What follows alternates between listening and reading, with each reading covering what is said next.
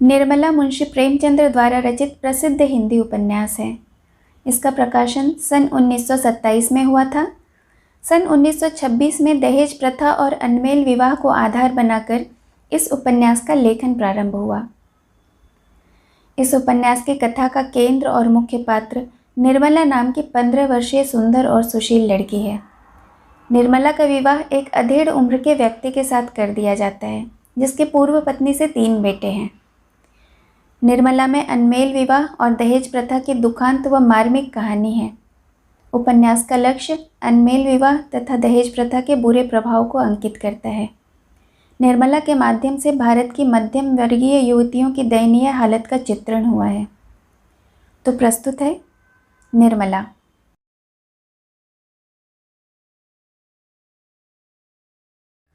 यूँ तो बाबू उदय भानुलाल के परिवार में 20 ही प्राणी थे। कोई ममेरा भाई था, कोई फुफेरा, कोई भांजा, कोई भतीजा, लेकिन यहाँ हमें उनसे कोई प्रयोजन नहीं। वह एक अच्छे वकील थे, लक्ष्मी प्रसन्न थी और कुटुंब के दरिद्र प्राणियों को आश्रय देना ही उनका कर्तव्य था। हमारा संबंध तो केवल उन 2 कन्याओं से है, जिनमें बड़ी का नाम निर्मला और छोटी का कृष्णा था। अभी कल दोनों साथ साथ गुड़िया खेलती थीं। निर्मला का 15वां साल था, कृष्णा का 10वां। फिर भी उनके स्वभाव में कोई विशेष अंतर न था। दोनों चंचल खिलाड़िन और सैर तमाशे पर जान देती थीं। दोनों गुड़िया का धूमधाम से ब्याह करती, सदा काम से जी चुराती थीं। माँ पुकारती रहती पर दोनों कोठे में छिप जा बैठती और कहती कि न जाने किस काम के लिए माँ बुलाती रहती हैं।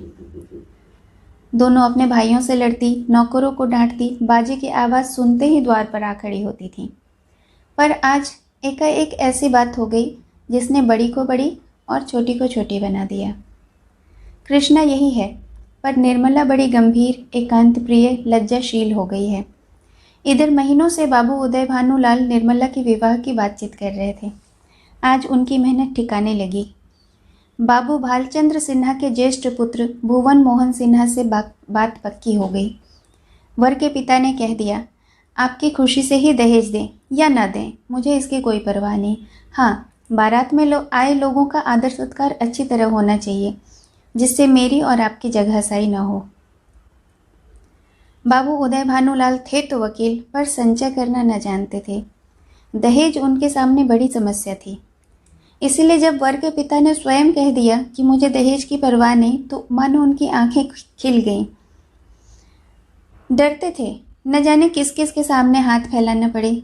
2-3 महाजनों को ठीक कर रखा था। उनका अनुमान था कि हाथ रोकने पर भी 20,000 से कम खर्च न होंगे। यह आश्वासन पाकर वे खुशी के मारे न फूले समाये।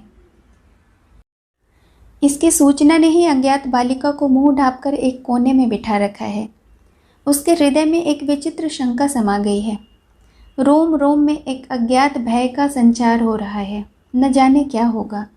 उसके मन में वे उमंगें नहीं हैं जो युवतियों की आंखों में तिरछे चितवन बन, होठों पर मधुर हास्य बन और अंगों में आलस्य बन प्रकट होती है।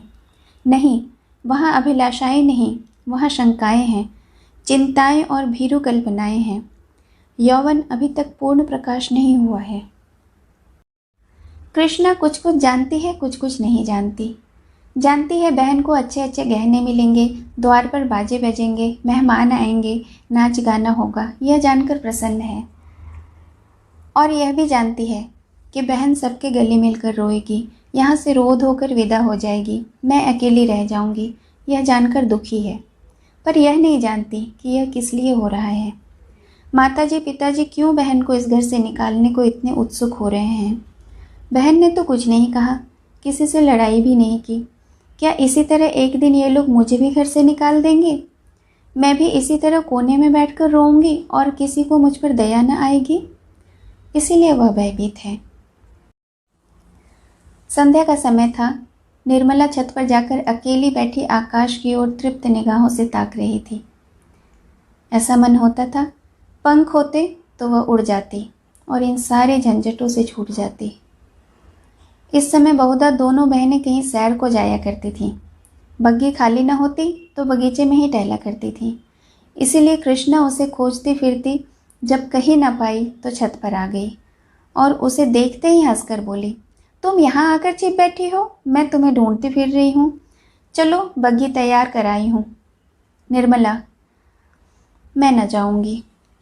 कृष्णा, नहीं मेरी अच्छी दीदी, आज ज़रूर चलो, देखो कैसी ठंडी ठंडी हवा चल रही है। निर्मला, नहीं मेरा मन नहीं चाहता, तू चली जा। कृष्णा की आंखें डबडबा आई, कांपती हुई आवाज़ से बोली, आज तुम क्यों नहीं चलती, मुझसे क्यों नहीं बोलती, क्यों इधर उधर छिप छिप बैठी फिरती हो? मेरा जी अकेले बैठे बैठे घबराता है, तुम न चलोगी तो मैं भी न जाऊंगी, यहीं तुम्हारे साथ बैठी रहूंगी। निर्मला, और जब मैं चली जाऊंगी तब क्या करेगी? तब किसके साथ खेलेगी, किसके साथ घूमेगी, बता। कृष्णा, मैं भी तुम्हारे साथ चलूंगी, मुझे यहाँ अकेले न रह जाएगा। निर्मला मुस्कुराकर बोली, तुझे अम्मा न जाने देगी। कृष्णा, तो मैं भी तुम्हें न जाने दूंगी, तुम अम्मा से कह क्यों नहीं देती कि मैं न जाऊंगी? निर्मला, कह तो रही हूँ, कोई सुनता नहीं। कृष्णा, तो क्या यह तुम्हारा घर नहीं? निर्मला, नहीं, मेरा घर होता तो कोई ज़बरदस्ती क्यों निकाल देता? कृष्णा, इसी तरह एक दिन मैं भी निकाल दी जाऊंगी। निर्मला, और नहीं तो क्या, तू बैठी रहेगी, हम लड़कियां हैं, हमारा घर कहीं नहीं होता। कृष्णा, चंदर भी निकाल दिया जाएगा? निर्मला, चंदर तो लड़का है, उसे कौन निकालेगा? कृष्णा, तो लड़कियां बहुत खराब होती होंगी। निर्मला, खराब नहीं होती तो घर से भगाई क्यों जाती? कृष्णा, चंदर इतना बदमाश है, उसे कोई नहीं भगाता, हम तुम तो बदमाशी भी नहीं करती। एकाएक चंदर धम धम करता हुआ छत पर आ पहुंचा और निर्मला को देखकर बोला, अच्छा तो आप यहाँ बैठी हैं, ओहो अब तो बाजे बजेंगे, दीदी दुल्हन बनेगी, पालकी पर चढ़ेगी, ओहो ओहो। चंदर का पूरा नाम चंद्रभानु सिन्हा था, निर्मला से 3 साल छोटा और कृष्णा से 2 साल बड़ा। निर्मला, चंदर मुझे चिढ़ाओगे तो मैं अभी जाकर अम्मा से कह दूंगी। चंदर, तो चिढ़ते क्यों हो, तुम भी बाजे सुनना। ओहो अब आप दुल्हन बनेंगी, क्यों किशनी, तू बाजे सुनेगी ना, वैसे बाजे तूने कभी न सुने होंगे। कृष्णा, क्या बैंड से भी अच्छे होंगे? चंदर, हाँ हाँ बैंड से भी अच्छे, 1000 गुने अच्छे, लाख गुने अच्छे, तुम क्या जानो, एक बैंड सुन लिया तो समझने लगी उससे अच्छे बाजे नहीं होते। बाजे बजाने वाले लाल लाल वर्दियाँ, काली काली टोपियाँ पहने होंगे, ऐसे खूबसूरत मालूम होंगे, तुमसे क्या कहूँ। आतिशबाजियाँ भी होंगी, हवाइयाँ आसमान में उड़ जाएंगी और तारों में लगेंगी तो लाल पीले हरे नीले तारे टूट टूट कर गिरेंगे, बड़ा मज़ा आएगा। कृष्णा, और क्या क्या होगा चंदर, बता देना भैया। चंदर, मेरे साथ घूमने चल तो रास्ते में सारी बात बता दूँ, ऐसे ऐसे तमाशे होंगे कि देखकर तेरी आंखें खुली रह जाएंगी, हवा में उड़ती हुई परियां, सचमुच की परियां। कृष्णा, अच्छा चलो, लेकिन न बताओगे तो मारूंगी। चंद्रभानु और कृष्णा चले गए, पर निर्मला अकेली बैठी रह गई। कृष्णा के चले जाने से इस समय उसे बड़ा क्षोभ हुआ। कृष्णा, जिसे वह प्राणों से भी अधिक प्यार करती थी, आज कितनी निठुर हो गई, अकेली छोड़कर चली गई। बात कोई न थी, लेकिन दुखी हृदय दुखती हुई आंखों के समान है, जिसमें हवा से भी पीड़ा होती है। निर्मला बड़ी देर बैठ रोती रही, भाई बहन माता पिता सभी इसी भांति मुझे भूल जाएंगे, सबकी आंखें फिर जाएंगी, फिर शायद इन्हें देखने को भी तरस जाऊं। बाग में फूल खिले हुए थे, मीठी मीठी सुगंध आ रही थी, चैत की शीतल मंद हवा चल रही थी, आकाश में तारे चिटके हुए थे। निर्मला इन्हीं शोकमय विचारों में पड़ी पड़ी सो गई। आंख लगते ही उसका मन स्वप्न देश में विचरने लगा। क्या देखती है कि सामने एक नदी लहरें मार रही है और वह नदी के किनारे नाव की बाट देख रही है। संध्या का समय है, अंधेरा किसी भयंकर जंतु की भांति बढ़ता चला आ रहा है। वह घोर चिंता में पड़ी हुई है कि कैसे यह नदी पार होगी, कैसे वह पहुंचेगी। रो रो कर कहीं रात न हो जाए, नहीं तो मैं अकेली यहाँ कैसे रहूँगी। एकाएक उसे एक सुंदर नौका घाट की ओर आती दिखाई देती है। वह खुशी से उछल पड़ती है, ज्यों ही नाव घाट पर आती है वह उस पर चढ़ने के लिए बढ़ती है, लेकिन ज्यों ही नाव पर पैर रखना चाहती है उसका मल्लाह बोलता है कि तेरे लिए यहाँ जगह नहीं। वह मल्लाह की खुशामद करती है, उसके पैरों पर पड़ती है, रोती है, लेकिन वह यही कहे जाता है कि तेरे लिए यहाँ जगह नहीं। एक क्षण में नाव खुल जाती है, वह चिल्ला चिल्ला कर रोने लगती है। नदी के निर्जर तट पर वह रात भर अकेली कैसे रहेगी, यह सोच नदी में कूद कर वह उस नाव को पकड़ना चाहती है। इतने में ही कहीं से आवाज़ आती है, ठहरो ठहरो, नदी गहरी है, डूब जाओगी। वह नाव तुम्हारे लिए नहीं, मैं आता हूँ, मेरी नाव में बैठो, मैं उस पार पहुँचा दूँगा। वह भयभीत होकर इधर उधर देखती है, यह आवाज़ कहाँ से आई। थोड़ी देर बाद एक छोटी सी डोंगी दिखाई देती है, उसमें न पाल न पतवाल न मस्तूल, पेंदा फटा हुआ, तख्ते टूटे हुए, नाव में पानी भरा हुआ और एक आदमी उसमें से पानी उलीच रहा है। वह उससे कहती है, यह तो टूटी हुई है, यह कैसे पार लगेगी। मल्लाह कहता है, तुम्हारे लिए यही भेजी गई है, आकर बैठ जाओ। वह एक क्षण सोचती है, मैं बैठूं या न बैठूं। अंत में वह निश्चय करती है, बैठ जाऊं। यहाँ अकेली पड़ी रहने से तो इस नाव में बैठ जाना फिर भी अच्छा है। किसी भयंकर जंतु के पेट में जाने से तो अच्छा है कि नदी में डूब जाऊं, कौन जाने नाव पार पहुंच ही जाए। यह सोच वह प्राणों को मुट्ठी में लिए हुए नाव पर बैठ जाती है। कुछ देर तक नाव डगमगाती हुई चलती है, लेकिन प्रति क्षण उसमें पानी भरता जाता। वह भी मल्लाह के साथ दोनों हाथों से पानी उलीचने लगती, यहाँ तक कि उसके हाथ रह जाते पर पानी बढ़ता ही चला जाता। आखिर नाव चक्कर खाते खाते मालूम होती अब डूबी अब डूबी। तब वह किसी अदृश्य सहारे के लिए हाथ दोनों ओर फैलाती है, नाव नीचे जाती है और उसके पैर उखड़ जाते हैं। वह जोर से चिल्लाती चिल्लाते ही उसकी आंखें खुल गई। देखा तो माता सामने खड़ी थी, उसका कंधा हिला रही थी। उदय भानुलाल का मकान बाजार में बना हुआ है। बारामदे पर सुनार के हथौड़े और कमरे में दर्जी की सुइयां चल रही हैं। सामने नीम के नीचे बड़े चारपाइयाँ बना रहे हैं। कपराल में हलवाई के लिए एक भट्ठा खोदा गया है। मेहमानों के लिए एक मकान अलग से ठीक किया गया है। यह प्रबंध किया जा रहा है कि हर एक मेहमान के लिए एक एक चारपाई, एक एक कुर्सी और एक एक मेज़ हो। हर 3 मेहमानों के लिए एक एक कहार रखने की तस्वीर हो रही है। अभी बारात आने में 1 महीने की देरी है, लेकिन तैयारियां अभी से हो रही हैं। बारातियों का ऐसा सत्कार किया जाए कि किसी को जबान हिलाने का मौका न मिले। वे लोग भी याद रखें कि कहाँ बारात गए थे। पूरा मकान बर्तनों से भरा हुआ, चाय के सेट हैं, नाश्ते की तश्तरियाँ, थाल, लोटे, गिलास। जो लोग नित्य खाट पर पड़े हुए हुक्का पीते रहते थे, बड़ी तत्परता से काम करने में लगे हुए हैं। अपनी उपयोगिता सिद्ध करने का एक ऐसा अच्छा अवसर उन्हें बहुत दिनों बाद मिलेगा। यहाँ एक आदमी को जाना होता है, 5 दौड़ते हैं। काम कम होता है, हुल्लड़ अधिक।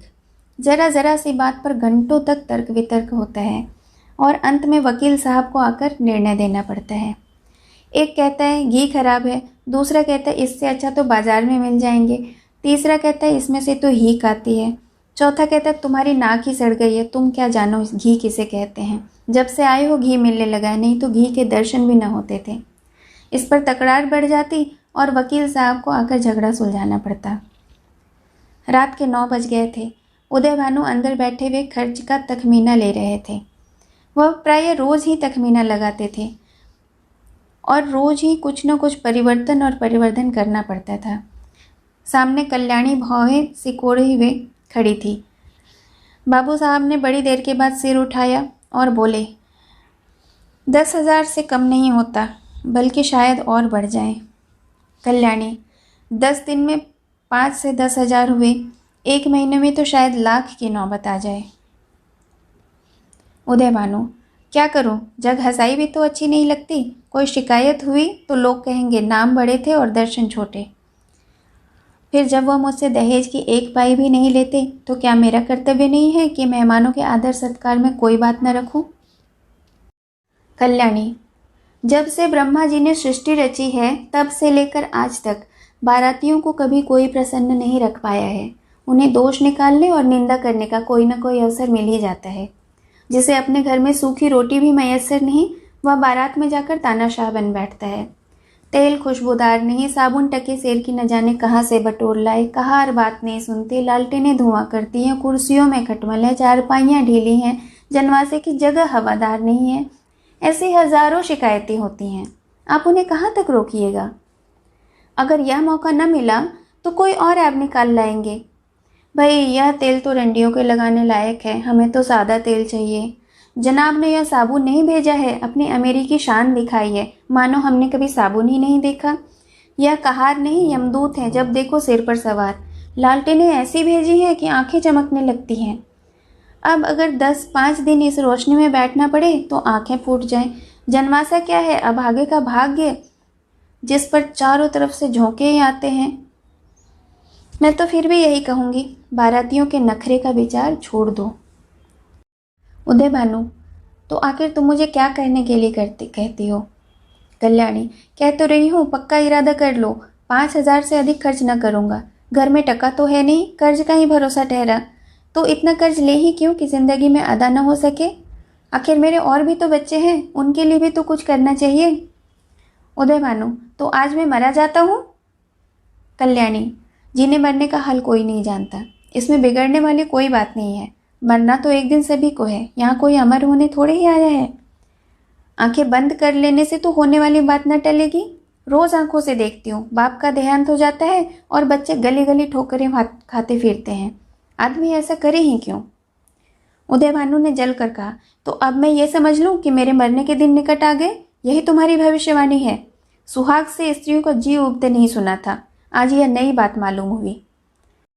कल्याणी, तुमसे दुनिया की कोई भी बात कही जाती है ना तो जहर उगलने लगते हो, इसीलिए ना कि जानते हो कि इसे कहीं नहीं टिकना, मेरी ही रोटियों पर पड़ी हुई है। जहाँ कोई बात कही सिर पर खड़े हो गए, मानो मैं घर की नौकर हूँ। मेरा काम केवल रोटी और कपड़े धोना है। जितना मैं दबती हूँ तुम मुझे उतना ही दबाते हो। मुफ्तखोर माल उड़ाएंगे, कोई मुंह न खोले, शराब कबाब में पैसे लुटे, कोई जबान न हिलाए। वे सारे कांटे मेरे ही बच्चों के लिए बोए जा रहे हैं। उदय भानु, तो क्या मैं तुम्हारा गुलाम हूँ? कल्याणी, तो क्या मैं तुम्हारे घर की नौकरानी हूँ? उदय भानु, ऐसे मर्द और होंगे जो औरतों के इशारे पर नाचते हैं। कल्याणी, तो ऐसी स्त्रियां भी और होंगी जो मर्दों की जूतियां सहा करती हैं। उदय भानु, मैं कमा कर लाता हूँ, चाहे जैसे खर्च करूँ, किसी को बोलने का अधिकार नहीं है। कल्याणी, तो आप अपना घर संभालिए, ऐसे घर को मेरा दूर से ही प्रणाम। जहाँ मेरी कोई पूछ नहीं, घर में जितना अधिकार तुम्हारा है उतना ही मेरा है, इससे जौ भर भी कम नहीं। अगर तुम अपने मन के राजा हो तो मैं भी अपने मन की रानी हूँ। तुम्हारा घर तुम्हें मुबारक। मेरे लिए पेट की रोटियों की कमी नहीं है। तुम्हारे बच्चे हैं, मरो या जिलाओ, ना आंखों से देखूंगी न पीड़ा होगी। आंखें फूटी पीर गई। उदय भानु, तुम क्या समझती हो, तुम न संभालोगी तो मेरा घर नहीं संभलेगा? मैं अकेले ऐसे ऐसे 10 घर को संभाल सकता हूँ। कल्याणी, कौन? अगर आज के महीने दिन मिट्टी में न मिल जाए ना तो कहना कोई कहती थी। यह कहते कहते कल्याणी का चेहरा तमतमा उठा। वह झमकर उठी और कमरे के द्वार की ओर चली गई। वकील साहब मुकदमे में तो खूब मेनमेक निकालते थे, लेकिन स्त्रियों के स्वभाव की उन्हें कुछ ज़्यादा समझ नहीं थी। यही एक ऐसी विद्या है जिसमें आदमी बूढ़ा होने पर भी कोरा ही रह जाता है। अगर वे अब भी नरम पड़ जाते तो कल्याणी का हाथ पकड़ के बिठा लेते तो शायद वह रुक भी जाती, लेकिन आपसे यह न हो सका। उल्टे चलते चलते एक और चरका दिया। बोले, मैके का घमंड होगा? कल्याणी ने द्वार पर रुककर पति की ओर लाल लाल आंखों नेत्रों से देखा और फिरक कर बोली, मैके वाले मेरे तकदीर के साथी नहीं, न मैं इतनी नीच हूँ कि उनकी रोटियों पर जा पड़ूँ। उदय भानु, तब कहाँ जा रही हो? कल्याणी, यह पूछने वाले तुम कौन होते हो? ईश्वर की सृष्टि में असंख्य प्राणियों के लिए जगह है, क्या मेरे लिए जगह नहीं? यह कहकर कल्याणी कमरे से बाहर निकल आई। आंगन में आकर उसने एक बार आकाश की ओर देखा, मानो तारांगण को साक्षी दे रही हो कि मैं इस घर से कितनी निर्दयता से निकाली जा रही हूँ। रात के 11 बजे थे। घर में सन्नाटा छा गया था। दोनों बेटों की चारपाई उसी के कमरे में रहती थी। अब वह अपने कमरे में आई, देखा चंद्र भानु सोया हुआ है। सबसे छोटा सूर्य भानु चारपाई पर उठ बैठ गया है। माता को देखते ही बोला, तुम कहाँ गई थी अम्मा? कल्याणी दूर से ही खड़े खड़े बोली। कहीं तो नहीं बेटा, तुम्हारे बाबूजी के पास गई थी। सूर्य, तुम चली गई, मुझे अकेले डर लगता था। तुम क्यों चली गई बताओ? यह कहकर बच्चे ने गोद में चढ़ने के लिए दोनों हाथ फैला दिए। कल्याणी अब अपने आप को न रोक सकी। मातृ स्नेह के सुधा प्रवाह ने उसका संतृप्त हृदय परिप्लवित हो गया। हृदय के कोमल पौधे जो क्रोध के ताप से मुरझा गए थे फिर हरे हो गए, आंखें सजल हो गईं। उसने बच्ची को गोद में उठाकर बिठा लिया और छाती से लगाकर बोली, तुमने पुकार क्यों न लिया बेटा? सूर्य, पुकारा तो था, तुम सुनती न थी। बताओ, अब तो कभी न जाओगी ना? कल्याणी, नहीं भैया, अब नहीं जाऊंगी। यह कहकर कल्याणी सूर्य भानु को लेकर चारपाई पर लेट गई। माँ के हृदय से लिपटते ही बालक निशंक होकर सो गया। कल्याणी ने मन में संकल्प विकल्प होने लगे। पति की बातें याद आती तो मन होता घर को तिलांजलि देकर चली जाऊं, लेकिन बच्चों का मुख देखती तो वात्सल्य से चित्त गदगद हो जाता। बच्चों को किस पर छोड़कर जाऊं? मेरे इन लालों को कौन पालेगा? ये किसके होकर रहेंगे? कौन प्रातःकाल इन्हें दूध और हलवा खिलाएगा? कौन इनकी नींद सोएगा? कौन इन्हें जगाएगा? बेचारे कौड़ी के 3 हो जाएंगे। नहीं प्यारों, मैं तुम्हें छोड़कर नहीं जाऊंगी। तुम्हारे लिए सब कुछ सह लूँगी। निरादर, अपमान, जली कटी, खरी खोटी, घुड़की झिड़की, सब तुम्हारे लिए सहूँगी। कल्याणी तो बच्चे को लेकर सो गई, पर बाबू साहब को नींद न आई। उन्हें चोट करने वाली बातें बड़ी मुश्किल से भूलती थीं। उफ, यह मिजाज, मानो मैं इनकी स्त्री हूँ। बात मुंह से निकालनी मुश्किल। अब तो मैं इनका गुलाम होकर रहूँ। घर में यह अकेली रहे और बाकी जितने भी अपने बेगाने हैं सब निकाल दिया जाए। जला करती है, मनाती है कि यह किसी तरह मरे तो मैं अकेले आराम करूँ। दिल की बात मुंह से निकल ही आती है, चाहे कितना भी छिपाओ। कई दिन से देख रहा हूँ, ऐसी जली कटी सुनाती है। मैं क्या घमंड होगा, लेकिन वहाँ भी कोई न पूछेगा। सभी आज आओ भगत करते हैं, लेकिन जब सर पर पड़ जाएगी तो आटे दाल का भाव मालूम हो जाएगा। वाह रे घमंड, सोचती है मैं ही गृहस्थी चलाती हूँ। अभी 4 दिन को कहीं चला जाऊँ तो मालूम हो जाएगा, सारी शेखी किरकिरी हो जाएगी। एक बार इनका घमंड तोड़ ही दूँ, जरा वैधव्य का मजा चखा ही दूँ। न जाने कैसे हिम्मत पड़ती है इनकी, यूँ मुझे कोसने लगती है। मालूम होता है प्रेम इन्हें छू भी नहीं गया। समझती है घर से इतना चिमटा हुआ है, चाहे जितना भी कोसूं टलने का नाम न लेगा। यही बात है, पर यहाँ संसार में चिमटने वाले जीव नहीं। जहन्नुम में जाए या घर, जहाँ ऐसे प्राणियों से पाला पड़े। यह घर है या नरक। आदमी बाहर से थका मारा आता है तो उसे घर में आराम मिलता है। यहाँ आराम के बदले कोसने सुने पड़े जाते हैं। मेरी मृत्यु के लिए व्रत रखे जाते हैं। यह है 25 वर्ष के दाम्पत्य जीवन का अंत। बस अब देख लूँगा। इनका सारा घमंड धूल में मिल गया और मिजाज ठंडा हो जाएगा तो लौटूंगा। 4-5 दिन ही काफ़ी होंगे। लो, तुम भी याद करोगी किससे पाला पड़ा था। यही सोचते हुए बाबू साहब उठे, रेशमी चादर गले में डाली, कुछ रुपये लिए, अपना कार्ड निकालकर दूसरे कुर्ते की जेब में रखा, छड़ी उठाई, चुपके से बाहर निकल गए। सब नौकर नींद में मस्त थे। कुत्ता आहट पाकर चौंक पड़ा और उनके साथ हो लिया। पर यह कौन जाता था कि यह सारी लीला विधि के हाथों रची जा रही है। जीवन रंगशाला का यह निर्दय सूत्रधार किसी अगम गुप्त स्थान पर बैठा हुआ अपनी जटिल क्रूर क्रीड़ा दिखा रहा है। यह कौन जानता था कि नकल असल होने जा रही थी, अनिभय सत्य का रूप ग्रहण करने वाला है। निशा ने इंदु को परास्त करके अपना साम्राज्य स्थापित कर लिया था। उसकी पैशाचिक सेना ने प्रकृति पर आतंक जमा रखा था। सद्वृत्तियाँ मुँह छिपाए खड़ी थीं और कुवृत्तियाँ विजय गर्व से इठलाती फिर रही थीं। वन में वन्य जंतु शिकार की खोज में विचर रहे थे और नगरों में नगर पिशाच गलियों में मंडराते फिर रहे थे। निशा ने इंदु को परास्त करके अपना साम्राज्य स्थापित कर लिया था। उसकी पैशाचिक सेना ने प्रकृति पर आतंक जमा रखा था। सद्वृत्तियाँ मुँह छिपाए पड़ी थीं और कुवृत्तियां विजय गर्व से इठलाती फिर रही थीं। वन में वन्य जंतु शिकार की खोज में विचर रहे थे और नगर में नगर पिशाच गलियों में मंडराते फिर रहे थे। बाबू उदय भानु लपके हुए गंगा की ओर चले जा रहे थे। उन्होंने अपना कुर्ता घाट के किनारे रख 5 दिन के लिए मिर्ज़ापुर जाने का निश्चय किया था।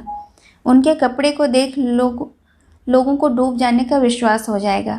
कार्ड कुर्ते की जेब में रखा था, पता लगाने में कोई दिक्कत न हो सकती थी। दम के दम में सारे शहर में खबर मशहूर हो जाएगी। 8 बजते 10 बजते तो मेरे द्वार पर सारा शहर जमा हो जाएगा। तब देखो देवी जी क्या करती हैं। यही सोचते हुए बाबू साहब गलियों में चले जा रहे थे। सहसा उन्होंने अपने पीछे किसी दूसरे आदमी के आने की आहट सुनी। आगे बढ़े, लेकिन जिस गली से वह मुड़ते उसी तरफ यह आदमी भी मुड़ता। तब बाबू साहब को आशंका हुई कि यह आदमी मेरे पीछा कर रहा है। ऐसा आभास हुआ कि इसकी नियति साफ नहीं। उन्होंने तुरंत जेब से लालटेन निकाली और उसके प्रकाश से उस आदमी को देखा। एक वरिष्ठ मनुष्य कंधे पर लाठी रखे चला आता था। बाबू साहब उसे देखते ही चौंक पड़े।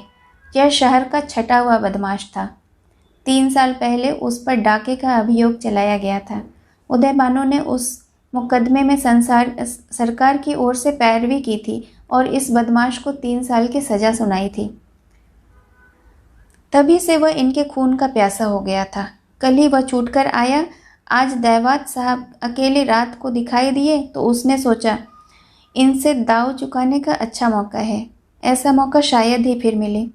तुरंत पीछे हो लिया और वार करने के घात में ही था कि बाबू साहब की जेबी लालटेन ने लालटेन जलाई। बदमाश जरा ठिठक कर बोला, क्यों बाबूजी, पहचानते हो? मैं हूँ मतई। बाबू साहब ने डपट कर कहा, तुम मेरे पीछे पीछे क्यों आ रहे हो? मतई, क्यों? किसी को रास्ते में चलने की मनाही है? यह गली तुम्हारे बाप की है? बाबू साहब जवानी में कुश्ती लड़ते थे, अब भी हृष्ट पुष्ट आदमी थे, दिल के भी कच्चे न थे। छड़ी संभाल कर बोले, अभी शायद मन नहीं भरा, अब की बार 7 साल को जाओगे। मतई, मैं 7 साल को जाऊंगा या 14 साल को, पर तुम्हें जिंदा न छोड़ूंगा। हाँ, अगर तुम मेरे पैरों पर गिरकर कसम खाओ कि अब किसी को सजा न कराऊंगा तो छोड़ दूंगा। बोलो मंजूर है? उदय भानु, तेरी शामत तो नहीं आई? मतई, शामत मेरी नहीं आई, तुम्हारी आई है। बोलो खाते हो कसम? उदय भानु, तुम हटते हो कि मैं पुलिसमैन को बुलाऊं? मतई, 1 2। उदय भानु गरज कर, हट जा बदमाश सामने से। मतई, 3। मुंह से 3 शब्द निकलते ही बाबू साहब के सिर पर एक लाठी का ऐसा तोला पकड़कर मारा कि वह अचेत होकर जमीन पर गिर पड़े। मुंह से केवल इतना ही निकला, हाय, मार डाला। मतई ने समीप आकर देखा तो सिर फट गया था, खून की धार निकल रही थी, नाड़ी का कहीं पता न था। समझ गया कि काम तमाम हो गया। उसने कलाई से सोने की घड़ी खोली, कुर्ते से सोने का बटन निकाला, अंगुली से अंगूठी उतारी और अपनी राह चला गया, मानो कुछ हुआ ही न हो। इतनी दया कि लाश रास्ते से घसीटकर किनारे डाल दी। हाय, बेचारे क्या सोचकर चले थे, क्या हो गया। जीवन तुमसे ज़्यादा आसार भी दुनिया में कोई वस्तु नहीं है। क्या वह उस दीपक की भांति ही क्षणभंगुर नहीं जो हवा में एक झोंके से बुझ जाता है? पानी के एक बुलबुली को देखते हो, लेकिन उसे टूटते भी कुछ देर नहीं लगती। जीवन में भी उतना ही सार है। संसार का भरोसा ही क्या, और इसकी नश्वरता पर हम अभिलाषाओं के कितने विशाल भवन बनाते हैं, न जानते नीचे जाने वाली सांस ऊपर आएगी या नहीं। विवाह का विलाप और अनाथों का रोना सुनाकर हम अपने पाठकों का दिल न दुखाएंगे। जिसके ऊपर पड़ती है वह रोता है, विलाप करता है, पछाड़े खाता है, यह कोई नई बात नहीं। हाँ, अगर आप चाहें तो कल्याणी की उस घोर मानसिक यातना का अनुमान लगा सकते हैं जो उसे इस विचार से हो रही थी कि मैं ही अपने प्राणधार की घातिका हूँ। ये वाक्य जो क्रोध के आवेश में उसके असंत्य मुख से निकले थे, अब उसके हृदय को वाणों की भांति छेद रहे थे। अगर पति ने उसकी गोद में कराह कराह कर प्राण त्याग दिए होते तो उसे संतोष होता कि मैंने उनके प्रति अपने कर्तव्य का पालन किया। शोकाकुल हृदय को इससे ज़्यादा सांत्वना और किसी बात से नहीं होती।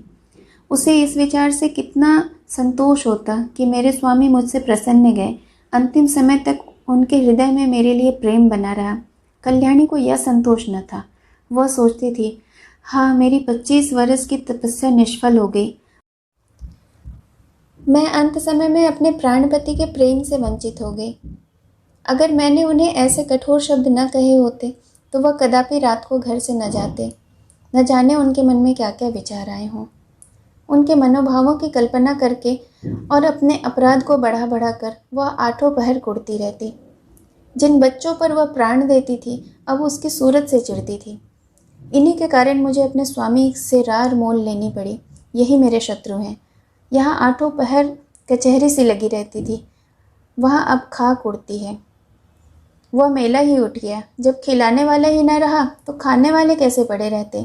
धीरे धीरे 1 महीने के अंदर सभी भांजे भतीजे विदा हो गए। जिनका दावा था कि हम पानी की जगह खून बहाने वालों में से हैं, वे ऐसा सरपट भागे कि पीछे मुड़कर न देखा। दुनिया ही दूसरी हो गई। जिन बच्चों को देखकर प्यार करने को जी चाहता था, उनके चेहरे पर अब मक्खियाँ भिनभिनाती थीं। न जाने वह कांति कहाँ चली गई। शोक का आवेग कम हुआ तो निर्मला के विवाह की समस्या उपस्थित हुई। कुछ लोगों की सलाह हुई कि विवाह इस साल रोक दिया जाए, लेकिन कल्याणी ने कहा, इतनी तैयारियों के बाद विवाह को रोक देने से सब किया धरा मिट्टी में मिल जाएगा और दूसरे साल फिर यही तैयारियां करनी पड़ेगी जिसकी कोई आशा नहीं। विवाह कर ही देना अच्छा है, कुछ लेना देना भी तो नहीं है। बारातियों के सेवा सत्कार का काफ़ी सामान हो चुका है, विलंब करने में हानि ही हानि है। अतएव महाशय भालचंद्र को शोक सूचना के साथ यह संदेश भी भेजा गया। कल्याणी ने अपने पत्र में लिखा, इस अनाथिनी पर दया कीजिए और डूबती हुई नाव को पार लगाइए। स्वामी जी के मन में बड़ी बड़ी कामनाएं थीं, किंतु ईश्वर को कुछ और ही मंजूर था। अब मेरी लाज आपके हाथ में है। कन्या आपकी हो चुकी। मैं लोगों की सेवा सत्कार करने को अपना सौभाग्य समझती हूँ, लेकिन यदि इसमें कुछ भी कमी हुई, कुछ त्रुटि हुई, तो मेरी दशा का विचार करके क्षमा कर दीजिएगा। मुझे विश्वास है कि आप इस अनाथिनी की निंदा न होने देंगे। कल्याणी ने यह पत्र डाक से न भेजा, बल्कि पुरोहित से कहा, आपको कष्ट तो होगा, पर आप स्वयं जाकर यह पत्र दे आइए और मेरी ओर से बहुत विनय के साथ कहिएगा, जितने कम आदमी आए उतना ही अच्छा। यहाँ कोई प्रबंध करने वाला नहीं। पुरोहित मोटेराम यह संदेश लेकर तीसरे दिन लखनऊ जा पहुँचे।